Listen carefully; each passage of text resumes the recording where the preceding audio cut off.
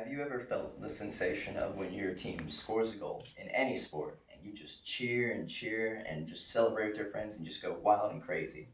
Many fans across the world all cheer for one sport in unison, as some of you might as well, and I personally do cheer for.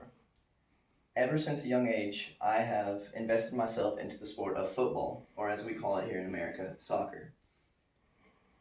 I have played it my whole life and even now continue my career in college. I have kept up to date with football and all of its events around the world and have been for many years. My knowledge and experience of the game is very extensive and goes around many topics, many teams, and the sport in general as itself. Today, I'm going to talk about the history of football and its to popularity across the world.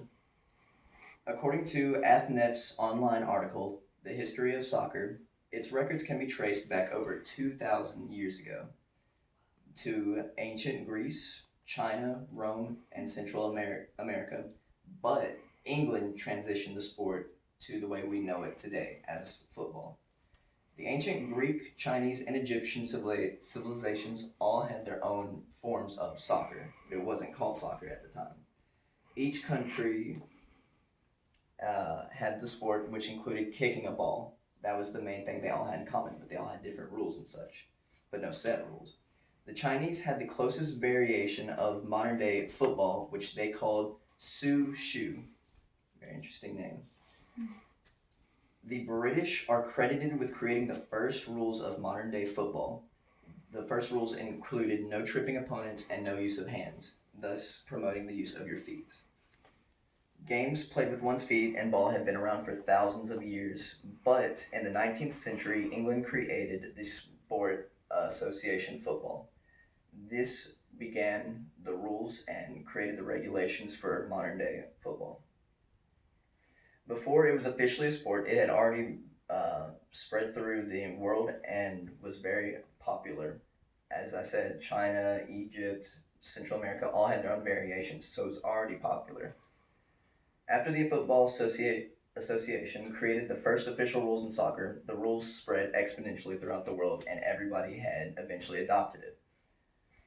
In 1904, FIFA was established and worked hard to spread football around the world, and their influence had grown and grown until every country had heard of it and accepted it and its rules for it.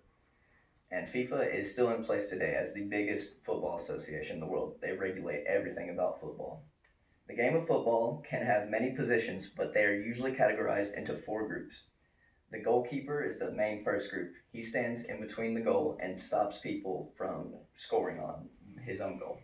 He is the only player on the field allowed to use his hands. Nobody else can. The second position is the defender. The defender stands guard in between the goalkeeper, the goal, and the opposition. They have to stop the opposition from getting to the goal in the first place. Then there's the midfielder. The midfielders are the main machine of the field. They get everything done. They have to go into the attack. They have to defend. They make everything happen in the game. Everything goes through them. Then there's the attackers. The attackers are the ones who score the most goals. Everything comes to them and they put it in the goal. That's their main job in the game.